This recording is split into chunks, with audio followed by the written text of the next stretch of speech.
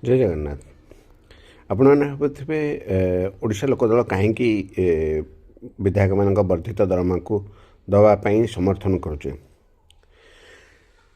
ଏଇ ଯଦି ଆପଣମାନେ ଦେଖିଥିବେ, ଆମର କଥାରେ ଅଛି କ'ଣ, ସମସ୍ତେ ଆପଣମାନେ ବି ଜାଣିଛନ୍ତି ଯେ ଥରେ ବିଧାୟକ ହୋଇଗଲେ ପାଞ୍ଚ ପୁରୁଷ ପାଇଁ ରଖିଦିଅନ୍ତି। ଏଇଟା ସତ୍ୟ କଥା କିଛି ମାତ୍ରାରେ ହେଇଥାଇପାରେ।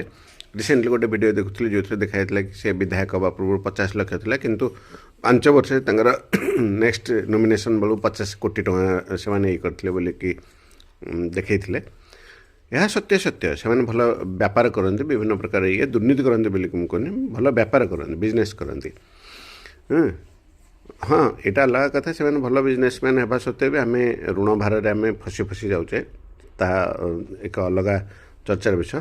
କିନ୍ତୁ ଓଡ଼ିଶା ଲୋକଦଳ କହିବାର ଅର୍ଥ ହେଲା, ଅଧିକା ପଇସା ଦେଲେ ଲୋକମାନଙ୍କର ନଜର ରହିବ ବିଧାୟକମାନେ କୁଆଡ଼େ ଯାଉଛନ୍ତି, କ'ଣ କରୁଛନ୍ତି, ଆଉ ଆମେ ଆଉ ଟିକେ ତାଙ୍କ ଉପରେ ନଜର ଦେଇପାରିବା। ଏବେ ଯେଉଁ ଖାଲି ଛାଡ଼ି ଦେଇଛେ, ଲୋକମାନେ ମାଗିବେ ଯେ କ'ଣ କରୁଛନ୍ତି, ଆପଣ କ'ଣ କରିବାକୁ ଚାହୁଁଛନ୍ତି। ୟା ପରେ ଆଉ ଗୋଟେ ଜିନିଷ ନଜର ଦିଅନ୍ତୁ, ସବୁଯାକ ନେତା ବିଧାନସଭା ନ ଚାଲିଥିଲା ସମୟରେ ବି ଭୁବନେଶ୍ୱରରେ ରୁଣ୍ଡ ହୋଇକି ରୁହନ୍ତି, ଆଉ ଶନିବାର ରବିବାର ତାଙ୍କ ନିର୍ବାଚନ ମଣ୍ଡଳୀକି ଯାଆନ୍ତି। ଏଇ ଜିନିଷଟାକୁ ଲୋକମାନେ ବି ନଜର କରିବେ ଯେ ଭାଇ ତୁମେ ନିର୍ବାଚିତ ହେଇଛ ଆମ ନିର୍ବାଚନ ମଣ୍ଡଳୀ ପାଇଁ ନା ଭୁବନେଶ୍ୱର ପାଇଁ। ତେଣୁକରି ନେତାମାନଙ୍କ ଗୋଡ଼କୁ ଜଗ, ଦିଅ, ତାଙ୍କୁ ଖର୍ଚ୍ଚ କରିବାକୁ ଦିଅ। କାହିଁକିନା 3.5 ଲକ୍ଷ ହେଲା ସତ୍ତ୍ୱେ ବି ଆପଣମାନଙ୍କ ଭିତରୁ ବାହାରିବେନି କେହି ରାଜନୀତି କରିବା ପାଇଁ। କାହିଁକିନା ଆପଣମାନେ ଜାଣିଛନ୍ତି ରାଜନୀତିଟା ବହୁତ କଷ୍ଟ।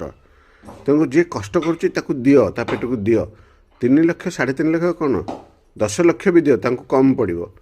କିନ୍ତୁ 10 ଲକ୍ଷ ଦେବା ପରେ କ'ଣ ହେବ ନା, ଆମେମାନେ ବହୁତ ଭିଜିଲାଣ୍ଟ ହେଇଯିବା, ଆଉ ଦୁର୍ନୀତି କିଛି ମାତ୍ରାରେ କମିବ। ଲୋକମାନେ ଦୁର୍ନୀତି ସେମାନେ କଲା ମାନେ ଧରା ବି ପଡ଼ିବେ, ସେମାନଙ୍କ ବିଷୟରେ ଚର୍ଚ୍ଚା ବି ହେବ। ଆଉ କିଛି ନୂଆ ଯୁବକ ବି ଆସିବେ ରାଜନୀତିକି, ଆମକୁ ନୂଆ ନେତୃତ୍ୱ ମିଳିବ। ତେଣୁକରି ଦିଆଯାଉ ତାଙ୍କୁ। ଯେଉଁମାନେ ନ ଦେବା କଥା କହୁଛନ୍ତି ସେମାନେ ମାନେ ସଠିକ୍ ଭାବରେ ନୁହଁ, ମୁଁ ସେଇ ତାଙ୍କର ବିରୋଧାଭାସକୁ ମୁଁ କହିବି ଯେ ପୁନର୍ବିଚାର କର, ଆଉ ନେତାମାନଙ୍କୁ ବର୍ଦ୍ଧିତ ଦରମା ଦିଆଯାଉ, ତାଙ୍କୁ କିନ୍ତୁ ନଜର ରଖାଯାଉ ତାଙ୍କର ସେ କ'ଣ କାମ କରୁଛନ୍ତି, କେତେ କାମ କଲେ ପ୍ରତିବର୍ଷ।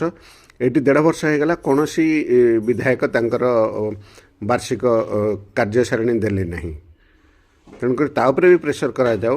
ଲୋକମାନେ କୁହନ୍ତୁ, ମୁହଁ ଖୋଲି କୁହନ୍ତୁ ଯେ କ'ଣ କରିବାକୁ ଆସିଛନ୍ତି ବିଧାୟକମାନେ, ସେ ଶାସକ ଦଳର ହେଉ କି ବିରୋଧୀ ଦଳର ହେଉ। ଏଇ ଉପରେ ନଜର ରଖିବା ଚାଲନ୍ତୁ। ଜୟ ଜଗନ୍ନାଥ।